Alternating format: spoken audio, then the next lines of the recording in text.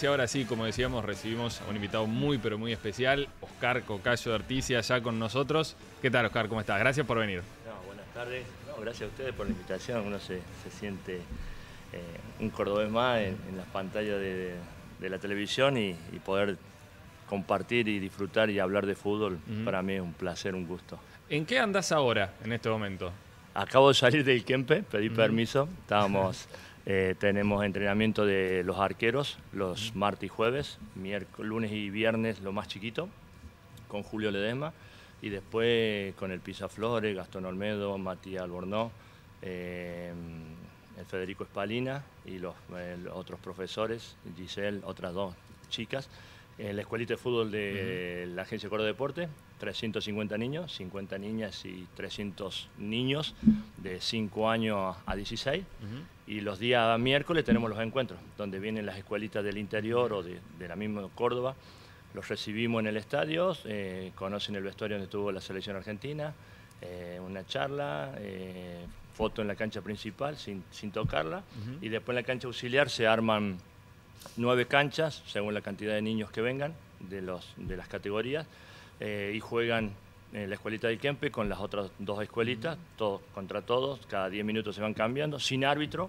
Los árbitros son ellos, para que puedan disfrutar y que los entrenadores puedan ver cómo van evolucionando y cómo van creciendo los niños y las niñas, y los papás en la tribuna sentados tomando mate, observando. Es el encuentro de todos los miércoles, y trabajar en la agencia disfrutando, y mi segunda casa donde siempre estoy rodeado de cariño, de niños, donde a mis 60.000 kilómetros recorridos sigo aprendiendo y sigo encontrando detalles de esos niños, cómo me van dando herramientas, donde nosotros también le damos esa posibilidad de que ellos sigan creciendo y aprendiendo, y encontrar seguro que un valor que después el día de mañana estará jugando en algún equipo de Córdoba. Me imagino que te pasará muchas veces por día la situación por ahí de padres diciéndole a los chicos: ¿sabés quién fue él? Este fue goleador del instituto. Eso te sigue pasando, obviamente. Sí, y no solo eso, sino también cuando ahí Gustavo Faría en el museo, cuando voy caminando me agarra de los pelos, como siempre dice él, y me dice: ven y contá la historia de las camisetas de Diego Maradona que están en el museo del Kempe. Y la verdad que nada, sigo disfrutando, y las familias, los turistas que vienen, apenas me ven, me reconocen, o los chicos mismos que vienen de los colegios a conocer el museo o el Kempe, los mismos profesores le comentan quién soy y me preguntan, y ahí me pongo a sacar fotos. Y a partir de los 60.000 kilómetros que decís, estamos bien, ¿no? Sí, está muy bien, está muy bien. De haber jugado en la selección argentina, en el fútbol internacional, en Italia, en España, ¿sentís que los clubes de Córdoba no te han reconocido por esa trayectoria, por tus condiciones? ¿Hubieras esperado otra gratitud por parte de los clubes de Córdoba? Uno, la verdad que siempre le gustaría que te reconozcan por lo que hizo, por lo que fui y lo que hice en mi carrera futbolística. De iniciarme en la Agustina, donde éramos 250 niños, y le mando un saludo a todos los de Cebollita y a todos los ex gloriosos, y con 5 pelotas y una sola cancha de fútbol, y de ahí salió el Cocayo.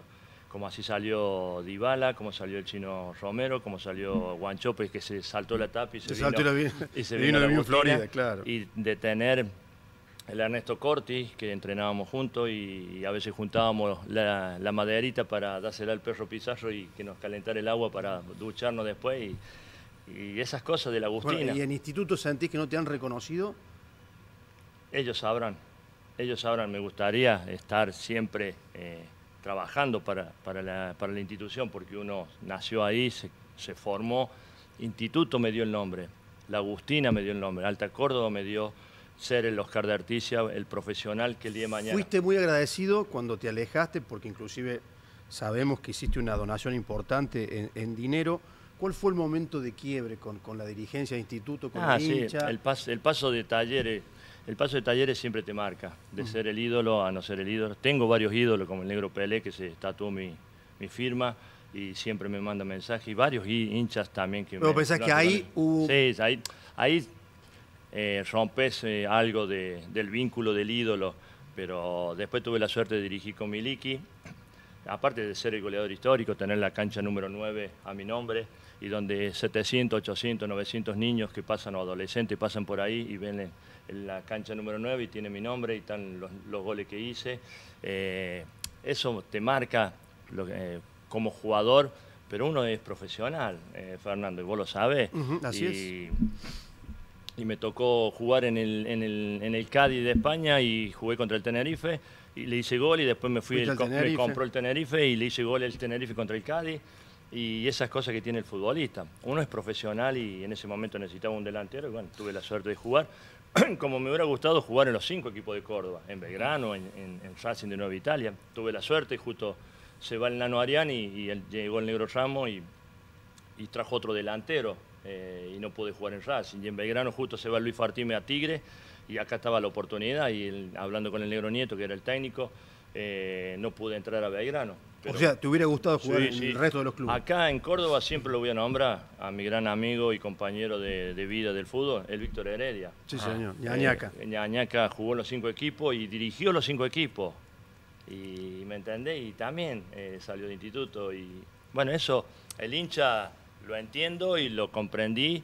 Y bueno, y ahora con el presidente le pedí que le hicieran las credenciales a los exjugadores, y le hicieron las credenciales, y cada exjugador tiene su credencial para ingresar al estadio, y la verdad que, bueno, esas cosas... ¿Estuviste, Cocayo, en la inauguración de las nuevas obras ahí en el instituto? No me invitaron. ¿Cómo no te invitaron? No me invitaron. Tuvieron todas las autoridades, pero yo no estaba. Bueno, te estaba por preguntar qué te parecen las obras. Yo Hermosa. Te juro que imaginé que habías estado ahí. Soñaba desde niño, soñé eso, que el día de mañana dejar algo de lo que uno hizo, porque instituto, como te decía, me inició a nivel amateur, que no había la Liga Cordobesa en primera Así que no división. conocés las obras todavía. No las conozco. Soñaba como te decía, soñaba desde niño que el día de mañana esta Agustina creciera. Y bueno, creció a paso agigantado. Y esto te va demandando porque el jugador, la materia prima que tenemos en Córdoba siempre te va a demandar eso. Que tenés que tener infraestructura. Y como te digo, teníamos una sola cancha de fútbol, 250 niños, y ahora tenés 9 canchas de fútbol, una sintética y las otras canchas, una para jugar solo los chicos de AFA, las 2 que tiene la primera división para jugar en las condiciones como tiene que jugar como de Alta Córdoba, y después el gimnasio, que en la época nuestra no teníamos el gimnasio, era de otra forma los entrenamientos, y felicitarlo por lo que se logró, y ese sueño, cuando te vas a Europa y ves todo lo que tiene Europa, de así cómo no va a tener, Córdoba puede tener esto, o mi club de donde nací, donde crecí, tiene que tener esto. Y bueno, ahí están las obras espectaculares. No nos invitaron. ¿Cuántos años tenías cuando jugaste ese partido con River, que le dejaste los ojos hinchados a Gutiérrez y a Ruggeri? Y tenía 19, 20 años, en el año 86, cuando venían todos los campeones. Estaba Grigol ahí, ¿no? De técnico. No me acuerdo, parece que no. No. Y tengo la suerte, bueno, de haber 3 goles ese día, y el tercer gol que quedó marcado con todos los hinchas del instituto en las retinas, una doble pared con Ricardo Rentera, y de frente venía el Tano Gutiérrez y Ruggeri. Yo sé que no iba a pasar por ahí. Lo que te pegaron, ¿no? La pelota pasó y bueno, tuve la suerte de hacerle un hermoso gol a Pumpido, el tercer gol, y la verdad que quedé marcado con ese gol, ¿no? Y bueno, eso era la característica. 19 años en ese momento. Sí, 19 años, sí. Pues recién promovido al plantel superior. Y sí, con 17 años y 21 días. De la cuarta a la primera. De la cual, por eso no teníamos primera local en la Liga Cordobesa. Claro, de la cuarta me llama Hugo Truquia y me dice: Oscar, Cocayo, tenés que ir al primer equipo, vas a viajar a Mendoza. Teníamos un torneo, Viverti estaba de técnico en ese momento, y Hugo Truquia me hace debutar allá en primera. Y el primer partido en septiembre del 82 contra Estudiantes de La Plata en el banco suplente, con grandes jugadores que fueron los papás futbolísticos míos, el Beto Beltrán, Mastro Simón, el Víctor, Negro Nieto. el Negro Nieto. ¿Qué estaba, Munuti el arco? el Loco Munuti, Ramón Álvarez, que Rodolfo Rodríguez, Cachula Márquez, que después viene, Teve, Bruneto. El negro Teve, cuando no es Carlos Teve. No, negro Teve, un 5 que era fenomenal. Sí, no Carlos Teve, el negro Teve. El negro Teve y Bruneto, Claro, Klauseman, sí, la Chanchita Cortés, Oropel, ¿Cómo era el fútbol argentino en ese momento? Hoy se está discutiendo el nivel de nuestro fútbol, sobre todo después del Mundial de Clubes, donde los mejores jugadores, digo, para que imaginen aquellos que no peinan canas, es como si todos los mejores jugadores que hoy están en el exterior jugaran acá, ¿no? Como era en ese momento. Había muy pocos afuera. Lo que pasa es que jugar en esa época era un 4-3-3, tenía los 3 delanteros, los 3 volantes. El mismo Beto Beltrán, los Mastro Simone se tenían que sacrificar corriendo al 8 del rival de turno y lo hacían normalmente. Y después de repente te metían una pelota de 30, 40 metros y te encontrabas mano a mano con el arquero para definir. El fútbol siempre va a ir evolucionando y ha sido evolucionando, ha sido creciendo. De los sistemas podemos hablar a más de 29 sistemas de combinaciones que podés tener, por decirte, pero destacar ese 4-3-3 fue fundamental y tener la posibilidad. Y ahora que veo el fútbol de hoy en día, que el arquero sale jugando del área, te imaginas para mí como delantero que lo viví y lo disfruté y que Bilardo en la selección me obligaba a trabajar contra Ruggeri, contra Tata Brón, contra Cuchufo, Camino, Clausen y Garré o Larticoechea, que eran los defensores, salirle a marcar continuamente, y lo que hacía Julián Álvarez ahora... Es que vos tenías el fenotipo del europeo, delantero europeo. Claro. Por eso Brizuela, en una nota de gráfico, dijo que era el sparring de la selección. Y eso me caracterizó, y por eso los mismos compañeros de instituto en esa época me ayudaron a crecer, a ser ese delantero atorrante, sinvergüenza, cara dura. Y claro, había que mojarle la oreja a Ruggeri y el Tano Gutiérrez, con 19 años. Y no solo eso, a Trocero, Villaverde, Cooper, Garré, Galván, Oviedo, el Pascual Era el más Noriega. bonito. Galván no pegaba tanto. Galván los no, otros, pero los otros. Y había que enfrentar los hermanos Killer, Bausa, defensores que te hacían sentir. Y yo, desde joven, faltarle el respeto.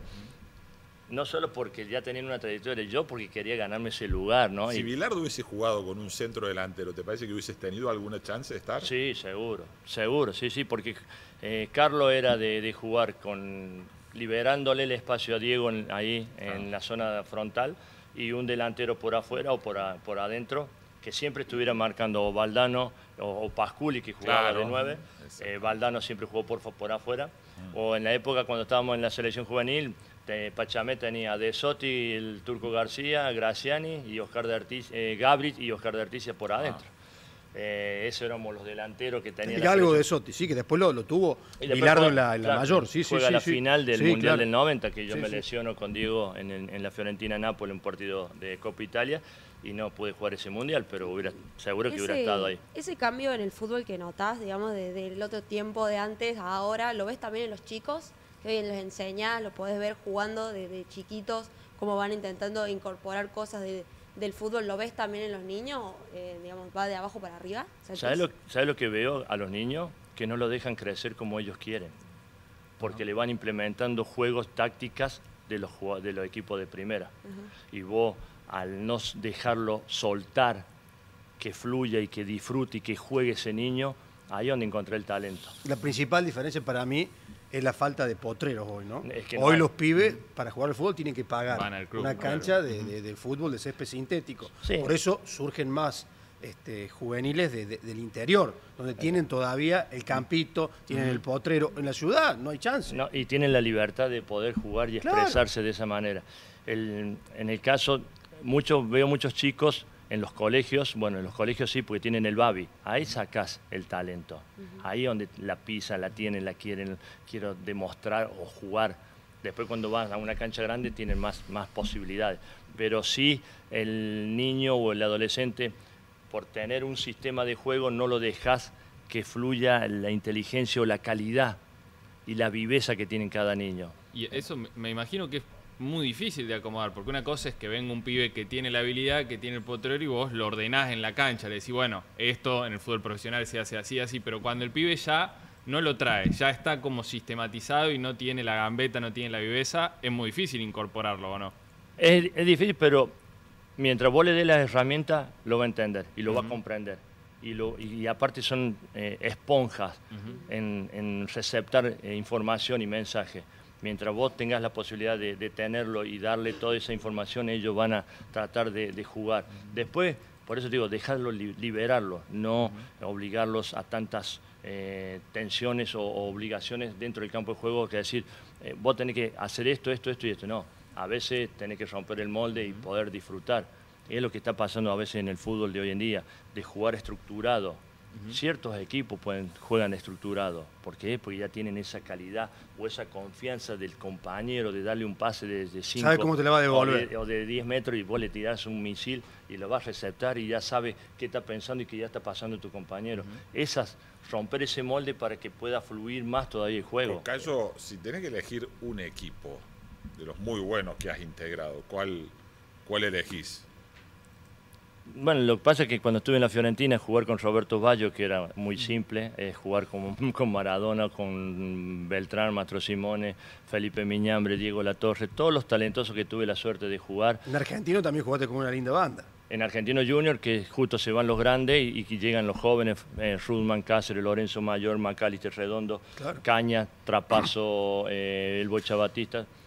Los jóvenes que venían de Barrio Parque, Argentino Junior, por eso el talento y la calidad de jugadores. Después Román, ¿no? De ahí. Es Román, después Sorín. ¿Cuántos jugadores salieron de esa cantera de Babi Fútbol? Que después pasaron a Argentino Junior. Bueno, a Instituto le pasó algo similar con la generación anterior a la tuya, ¿no?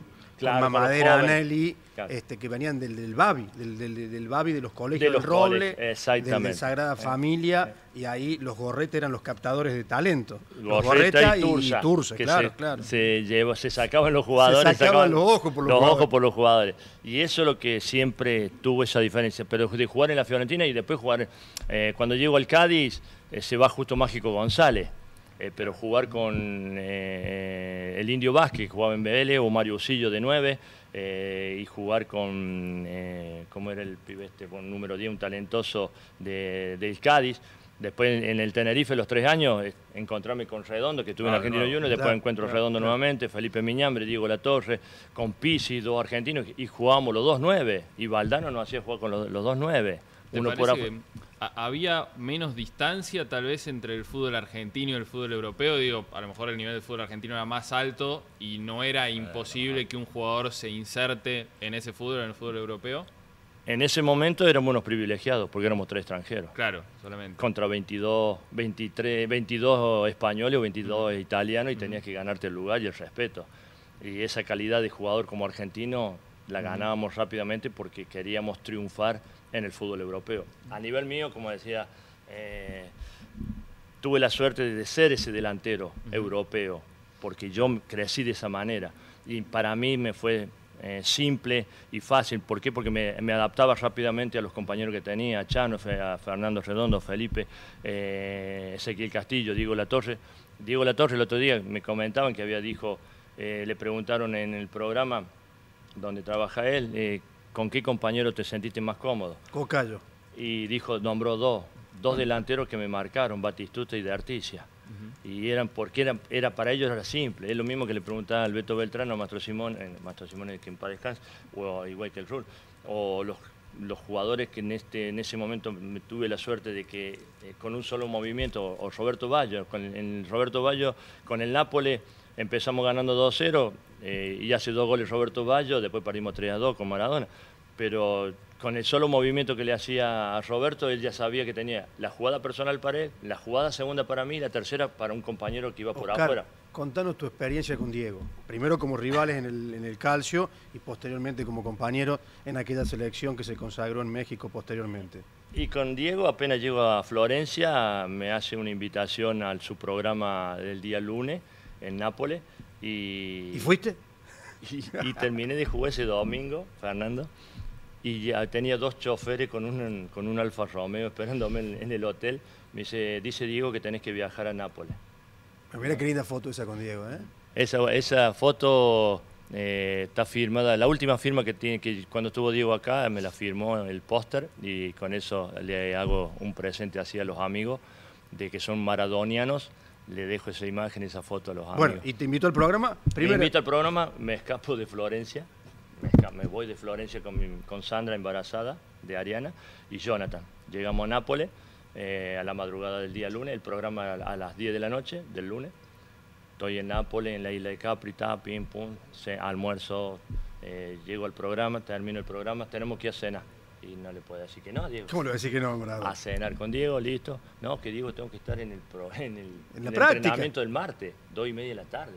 No, quédate, no, yo hablo, no, Diego, me tengo que ir. Bueno, fuimos a cenar y le dije a los choferes, por favor, lléveme. Así que a las 2 de la mañana volvimos para Florencia. ¿Se enojó Maradona? No. ¿Porque te fuiste? No, fuimos Fue consensuada esa partida. Sí. Cenamos, vuelvo a Florencia, llego a las 7 de la mañana, me acuesto, descanso, a las 2 de la tarde al entrenamiento. Eso el martes. Miércoles, jueves, señor de Articia, a la Sociedad Calciatore de la Fiorentina, andiamo para allá. Me estaban esperando en la comisión directiva y me dice, usted ha cometido una falta grave, ausentarse sin permiso de Florencia, pero por esta vez no lo vamos a sancionar porque sabemos a dónde estuvo, pero la próxima vez que se ausente de Florencia tiene que dejar registrado dónde permiso a dónde va. Así que bueno, esa anécdota con Diego, pero bueno, y después en la selección compartir, disfrutar y verlo a Diego entrenar con Pumpido, con Isla y yo lo veía y nosotros con el profe Echeverría, pum, pam, pasadas con Justi, Bocchini, Clausen, Garré, Ruggeri, y Diego se divertía, después jugar el picadito o el patatenis a muerte.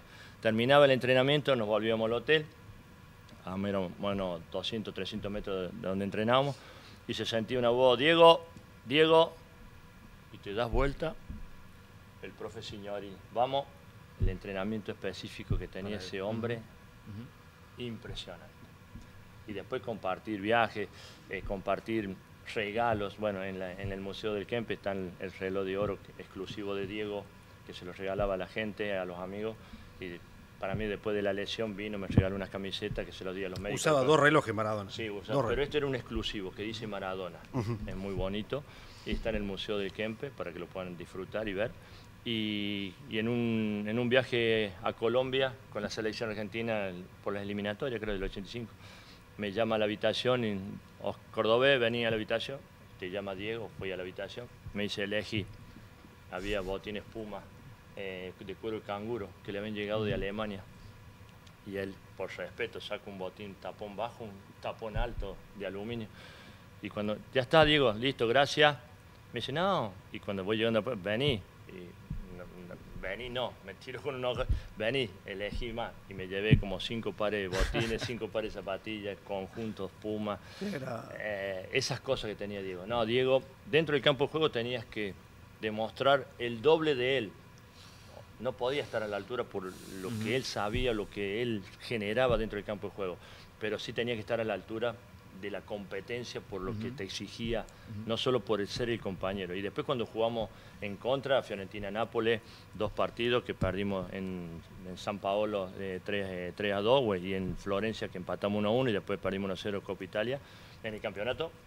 Y después me desquité en Sevilla con el Tenerife, donde estaba Bilardo en el banco, en el otro banco Valdano y Capa, y en el campo de juego Maradona y Simeone, y ese partido lo expulsan a Diego, y en el campo del lado nuestro de los argentinos, Pizzi de Articia Redondo, Ezequiel Castillo, y en ese momento una jugada le hace una entrada fuerte Fernando Redondo, y se va rápido Fernando de la jugada y quedó Pizzi expuesto, y vino el árbitro, lo expulsó Pizzi, lo expulsa Maradona, porque era Redondo el que quería que lo expulsara, y se armó un tole-tole ahí, pero tuve la suerte de hacer, ganamos 3-1 y hice 2 goles, así que, pero jugar en contra de él tenías que saber que tenía que estar preparado el doble porque una genialidad de él, como en el Nápoles-Fiorentina, ganábamos 2-0 y en el segundo tiempo entra él a que es la camiseta número 16 que está en el museo, entra en el segundo tiempo, penal para el Nápoles, se lo ataja el arquero nuestro Landucci.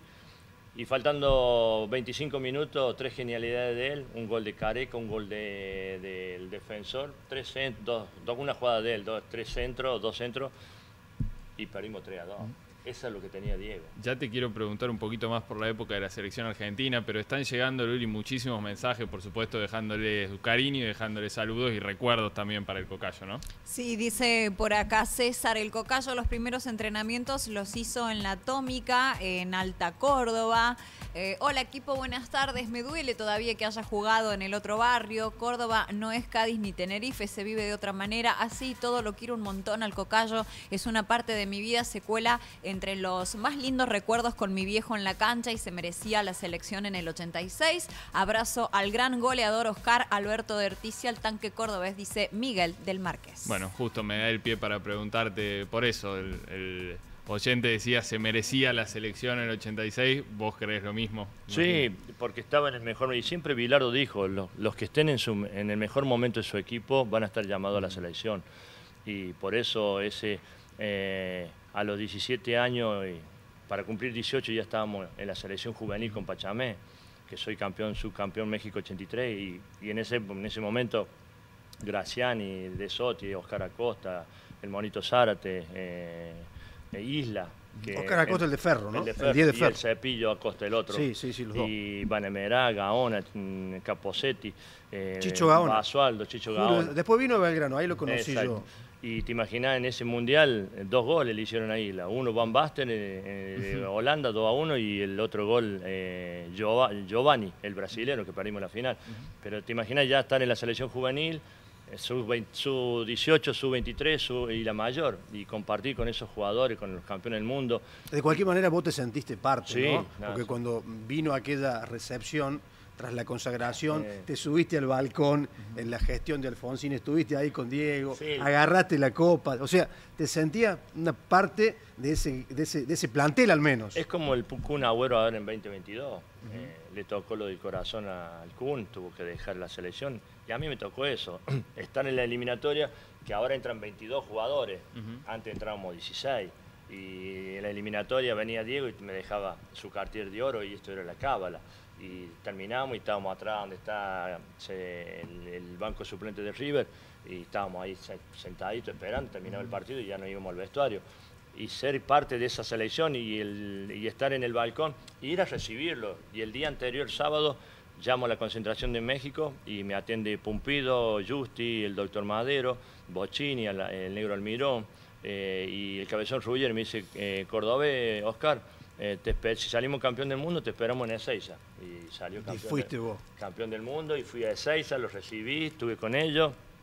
Me dice, Diego, vamos a la Casa Rosada. Y allá fui, y ahí donde salgo. Y ahí no había ninguna cuestión política, porque Maradona, que era recontra peronista, se plantó en el balcón de un presidente radical. Exacto. Como Raúl Ricardo Alfonsín. Digo esto porque en el 2022 los muchachos no quisieron ir al balcón de la Rosada, ¿no? Exacto. Vaya uno a saber por qué. Porque la Rosada no es del presidente que está gestionando, es del pueblo, es de lo argentino. Y ahí en el balcón lo abrazo a Diego, lo tengo abrazado, y Diego está ofreciendo la Copa del Mundo al pueblo argentino. Con una camisa color beige vos. Y una campera de cuero negra.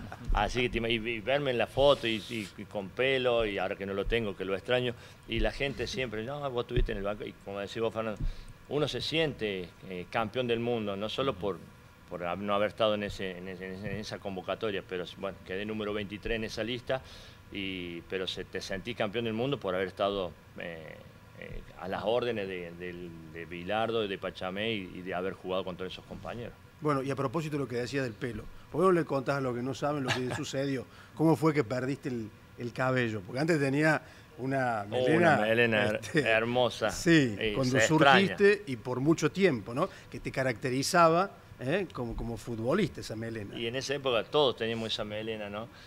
Un partido Fiorentina-Nápoles, Copa Italia, en el estadio de Perugia, porque estaban remodelando el estadio de la Fiorentina para el Mundial 90, y le anticipo una pelota a Diego frente del banco suplente de la Fiorentina, y cuando le anticipo, él se me cae encima, y cuando yo, la hermosa pelota esta, iba para el arco del Nápoles, quiero salir corriendo y se me quedan trabados los tapones de aluminio, y cuando giré, Diego dice que sintió crack, yo no sentí nada, quise salir corriendo y me caí. Y vinieron los médicos ahí nomás y me dice, hay problema en la rodilla. Salí, día miércoles, el día sábado ya estaba programada la operación, me operaron, justo donde nació mi hija Ariana, en Florencia, en la Villa Donatello. El domingo jugamos Fiorentina-Nápoles por el campeonato, que ahí empatamos 0-0 y con la Copa Italia perdimos 1-0. Y el día lunes llegó Diego al hospital, me regala el reloj, unas camisetas del Nápoles que se las di a los médicos que me habían operado y a un amigo italiano. Y ese proceso no se lo deseo a nadie, la verdad, no supe cómo manejarlo. Y los nervios y el estrés Era la operación y el postoperatorio. A vos te preocupaba eso, lo que venía. Te ganó la ansiedad. La ansiedad no supiste cómo manejarlo. No supe manejar y no sé si volví a jugar, porque me Claro. rompí los ligamentos cruzados. En aquellos tiempos era una lesión 6 meses, dura, dificilísima. 6 meses. La verdad que todavía tengo 2 grampas en las rodillas, me parece que me operaron muy bien, porque hasta el día de hoy nunca me molestó. Y ese proceso, y justo nació mi hija, se vuelve mi suegra con su hermana, quedamos solitos en una jaula de oro, con Sandra, Jonathan y Ariana, y la rodilla operada. Y en enero, y en junio era el Mundial, y me faltaban 6 meses para empezar a jugar nuevamente. Y nunca me había tocado esta lesión, sí, un tobillo, una distensión de ligamento. Lo superé rápido, pero esto no sabía lo que era. Hasta que, bueno, empezó los nervios, el estrés y estar en el departamento sentado mirando hacia afuera y venía el arquero suplente Pelicano. ¿Y cómo está? ¿Cómo va el ginocchio? ¿Está tutto bene? Sí, va bene. Con un poco de líquido, va bene. Manca un poco, avanti, ta. Y me hablaba en italiano y el cordobés mío y el español y yo quería jugar. Y pasaron los meses y esos nervios y ese estrés no los supe dominar porque no los tenía ustedes, no tenía mi familia. No tenía la contención afectiva, claro. No tenía mi gente y eso me afectó muchísimo. Y cuando vine a la Argentina y pasé por Córdoba y no sabía cómo peinarme, no sabía cómo tapar el campito del circo que se fue y las champas y que te digan que tenías sida, que tenías cáncer, que tenías leucemia, te duele. Así que me volví a Florencia, le pedí a los dirigentes que quería hacer la pretemporada y ahí me mandaron a Viarello con Stefano Pioli, que fue el técnico del Milan que salió campeón, que tuvo la misma lesión que yo. Y ahí ese mes en el hotel a full, doble turno y en la playa y en el gimnasio y a trabajar. Y ahí donde me hizo mi clip en la cabeza. Y ahí no solo eso, sino que pasé a ser no jugador de profesional, sino un veedor de la Fiorentina. Y a ver jugadores mientras me rehabilitaba. Y me recuperé y ahí donde hizo mi cabeza un clip. Me preparé mentalmente, físicamente y futbolísticamente para no lesionarme nunca más. Y de los 23 años hasta los 38 años nunca más me lesioné. Porque me preparé para eso, para la exigencia del fútbol. Lo que es esto, lo que significa esto. El club dependía de mí, yo dependía del club. No podía fallarme. Por eso esa lesión... ¿Se había respaldado en ese momento por las autoridades fiorentina? Sí, que te bancaron. Sí, me bancaron. Aparte estuvieron cerca mío, me apoyaron, pero me faltó lo otro. Y ya pasado el Mundial, estuve en el Mundial justo contra Yugoslavia que jugó la Argentina ahí, que Diego le regala la pelota a Jonathan.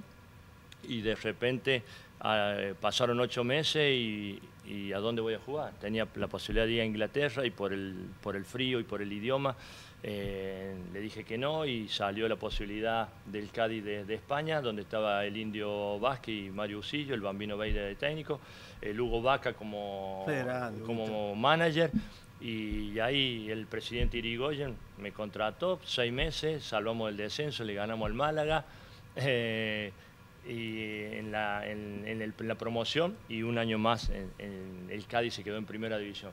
Y esos 6 meses para mí fueron, el Cádiz me abre las puertas para ser el hombre más feliz del mundo a nivel profesional. ¿Dónde? No en Italia, pero seguí en Europa, en España.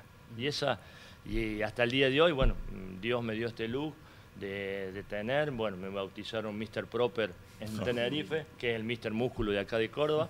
Nunca recibí un souvenir, pero le hice propaganda por toda España y hasta el día de hoy me llaman colegas de ustedes de Barcelona o del Tenerife o del Cádiz. ¿Cómo está Mr. Proper? Podemos hacer un Instagram, podemos hacer una videollamada, podemos hacer una entrevista.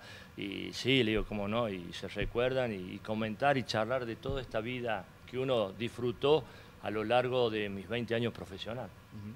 Cocayo, la verdad que ha sido espectacular charlar un ratito con vos, así que te agradecemos el tiempo que nos ha dado, además dejando otras obligaciones para venir, así que muchísimas gracias. No, gracias a ustedes, a los televidentes.